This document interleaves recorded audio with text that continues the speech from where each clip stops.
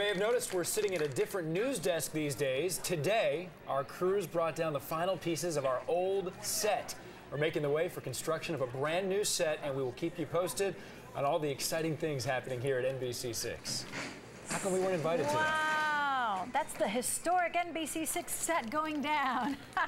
And we're looking forward to the new set. Absolutely, although I like our digs here too. Yeah, not bad. Not bad That's at all. our report for tonight. Nightly News is next. See you at 11.